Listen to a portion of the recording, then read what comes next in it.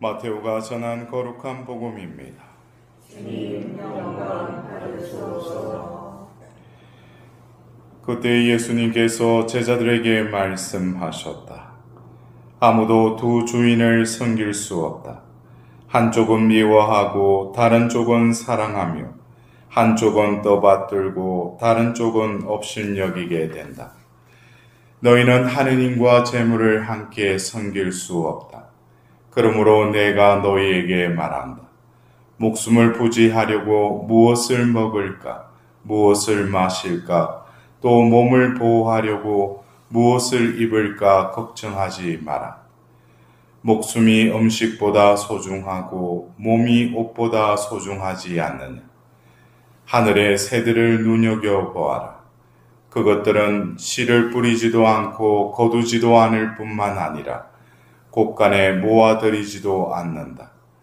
그러나 하늘의 너희 아버지께서는 그것들을 먹여주신다. 너희는 그것들보다 더 귀하지 않느냐. 너희 가운데 누가 걱정한다고 해서 자기 수명을 조금이라도 늘릴 수 있느냐. 그리고 너희는 왜 옷 걱정을 하느냐. 들에 핀 나리꽃들이 어떻게 자라는지 지켜보아라. 그것들은 애쓰지도 않고 길쌈도 하지 않는다. 그러나 내가 너희에게 말한다. 솔로몬도 그 온갖 용화 속에서 이 꽃 하나만큼 차려입지 못하였다. 오늘 서 있다가도 내일이면 아궁이에 던져질 돌풀까지 하나님께서 이처럼 입히시거든 너희야 훨씬 더 잘 입히시지 않겠느냐. 이 믿음이 약한 자들아, 그러므로 너희는 무엇을 먹을까, 무엇을 마실까, 무엇을 차려입을까 하며 걱정하지 마라. 이런 것들은 모두 다른 민족들이 애써 찾는 것이다. 하늘의 너희 아버지께서는 이 모든 것이 너희에게 필요함을 아신다. 너희는 먼저 하느님의 나라와 그분의 의로움을 찾아라. 그러면 이 모든 것도 곁들여 받게 될 것이다. 그러므로 내일을 걱정하지 마라. 내일 걱정은 내일이 할 것이다. 그날 고생은 그날로 충분하다. 주님의 말씀입니다. 그리스도님 찬미합니다. 여러분들 걱정하지 말라 그렇게 말씀하셨는데 여러분들 지금 뭐 걱정하는 게 있으셔요? 네? 많아요? 네. 삶이 좀 힘드신데 그러면 왜 걱정하는 것 같아요? 우리가 보통 이렇게 생각 속에 그리고 여러 어떤 마음속에 오고 가고 있는 것들, 이것들이 왜 이렇게 걱정으로 이어지는가? 문득 우리가 복음을 보면 성모님의 그 삶 속에서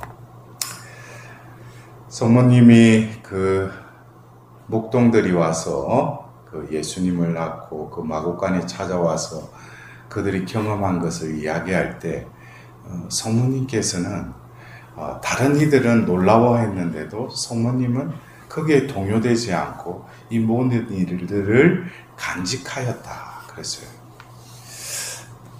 예수님께서 12살 때 그 길을 잃고 사흘 만에 찾았을 때도 그 예수님께서 제가 아버지 집에 있어야 하지 않습니까? 하고 말하자 이 모든 일을 또 마음에 간직하였다. 그리고 카나의 혼인잔치에서 포도주가 떨어졌다고 예수님께 또 말씀드리자 아직 제때가 오지 않지 않았습니까? 하면서 그런 말씀 속에서도 어떻게 보면은 성모님께서 그 예수님 탄생 때 또 그리고 그 예수님을 잃어버렸을 때 그 상황과는 또 다르게 성모님께서 그 그 하인들에게 그가 시키는 무엇이든지 하여라 라고 좀 이렇게 동적으로 적극적으로 또 행동하십니다. 어떻게 보면은 이 성모님의 그 삶을 이래 보면 어떤 때는 동요하고 바쁘게 움직여야 될 때 또 머무시는 장면이 있고 또 좀 궁리하고 좀 시간이 필요한 때는 또 적극적으로 또 행동에 옮기십니다. 이것은 어쩌면 가브리엘 대천사가 성모님께 다가가면서 은총이 가득하신 마리아예요. 그랬어요. 은총이 가득하다는 거예요. 그 존재에. 예? 그 존재 안에는 하나님의 그 은총이 머물러 있다는 거예요. 그렇기 때문에 우리가 볼 때는 빨리 움직여야 될 때도 그 상황 속에서 정지한 듯한 정적인 행동을 보이면서 또 다시금 그 은총이 과연 이 상황을 어떻게 나에게 알려주시는지 그것을 기다렸다는 거예요. 그리고 어떤 때는 궁리할 때 지체하지 않고 또 이렇게 행동에 옮기는 것은 그 은총이 그 마리아를 움직이신다는 거예요. 근데 우리는 이 은총이 가득하신 그 마리아와는 달리 내 안에 은총보다는 나로 가득 차 있으니까 걱정하는 거예요. 예? 여러분들 우리가 이 마태복음 5장부터 7장에 이르는 이 산상수훈이라고 하는 이 말씀들은 그냥 표면적으로 예수님의 그 말씀을 그냥 알아들으면 안 돼요.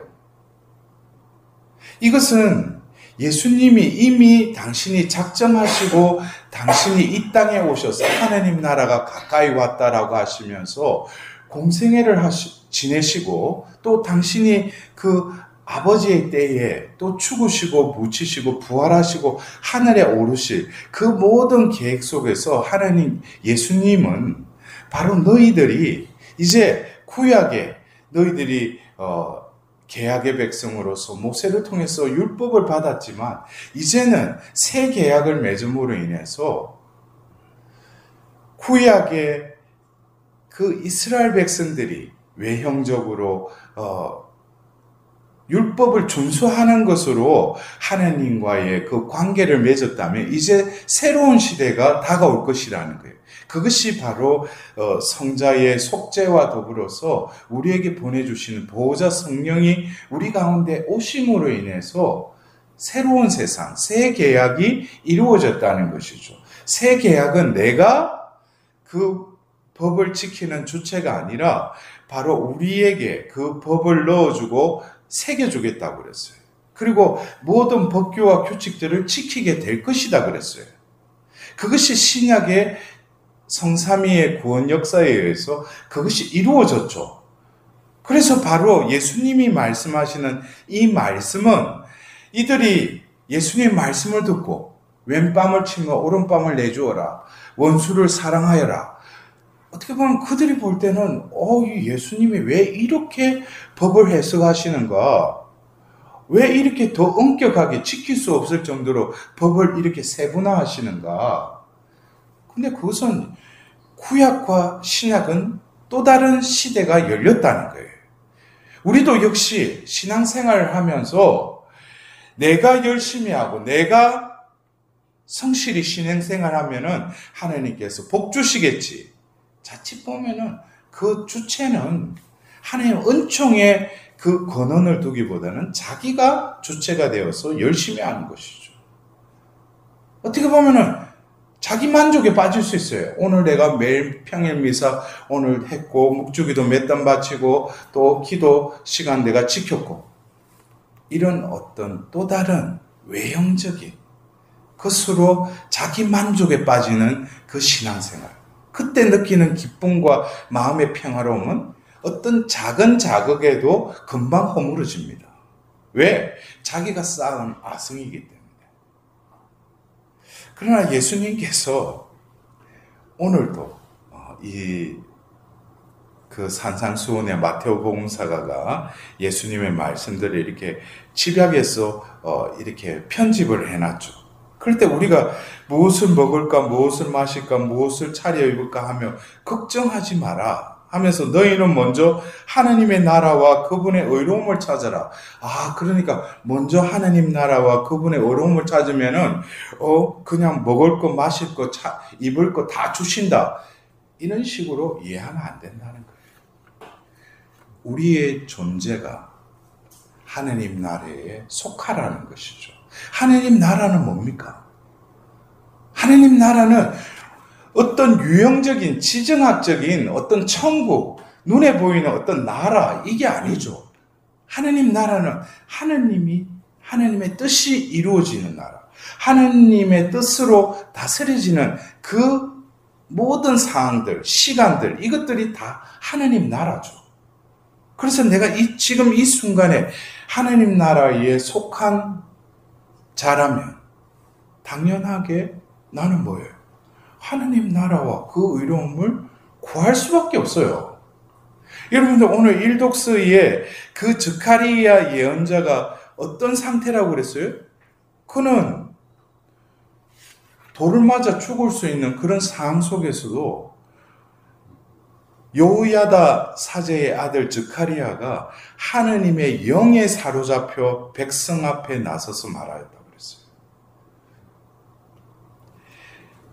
스가랴가 눈치를 보고 자기가 지금 나서서 이런 말하면 분명히 죽을 위험도 있다는 거 알면 안 나서죠.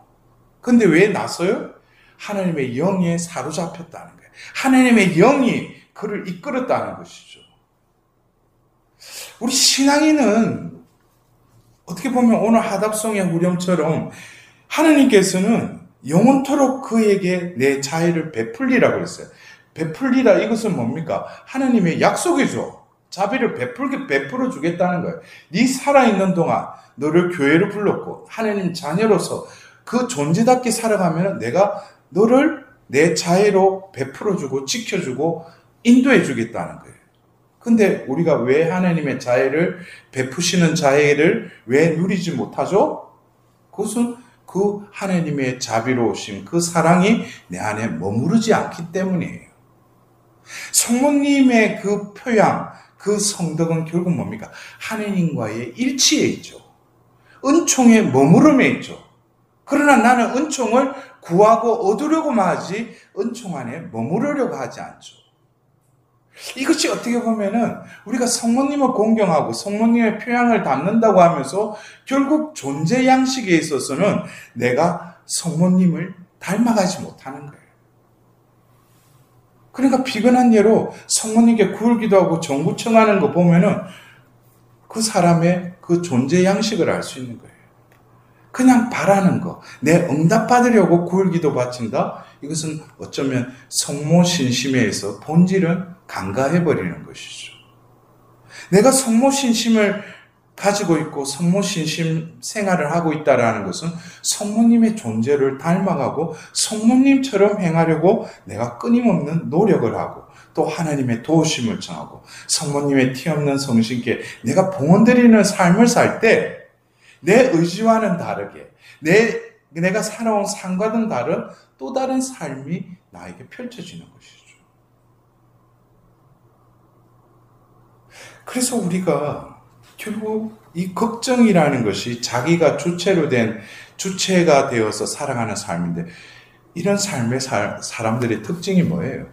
끊임없이 생각으로 설계를 해요. 계획을 세워요. 그리고 그 계획을 이루려고 또 바삐 움직여요. 그래서 이 자기가 주체가 되어서 걱정하면서 살아가는 사람들의 특징적인 삶이 바빠요. 분주해요. 예? 그러니까 삶이 보면은 바쁘게 돌아가요.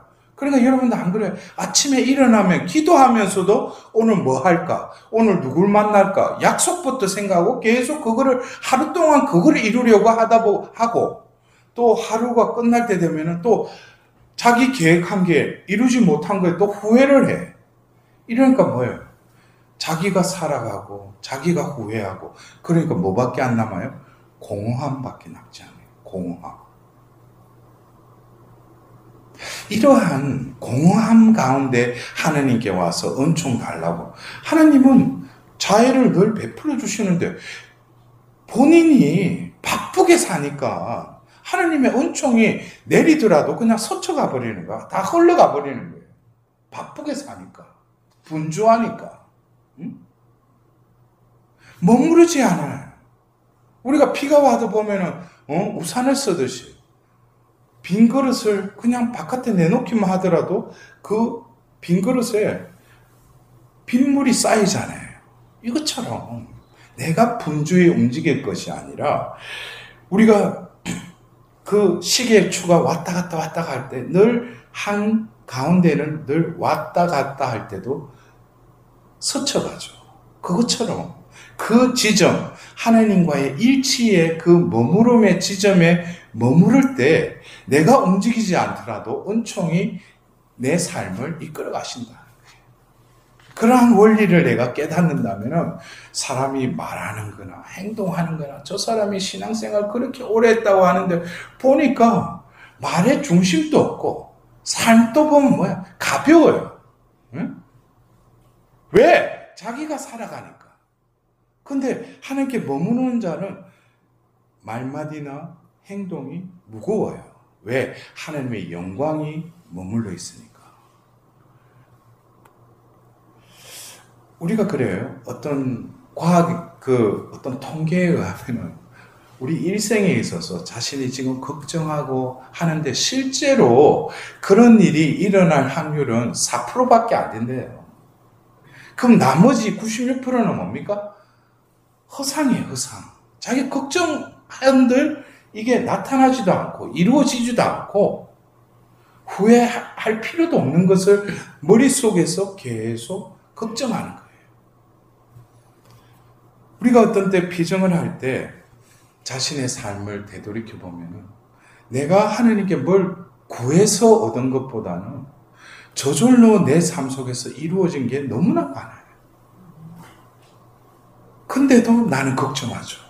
그래서 예수님이 이 산상수훈에 말씀하시는 것은 무엇을 어떻게 해라, 무엇을 어떻게 하지 마라 라는 어떤 수치, 명령 규칙으로 받아들일 것이 아니라 하나님께서 이루실 그 존재됨을 미리 보시고 그 존재로 나아가는 이들은 예수님의 이 말씀이 실제로 내가 노력하는 게 아니라 그대로 이루어지는 것을 내가 깨닫게 되는 거예요.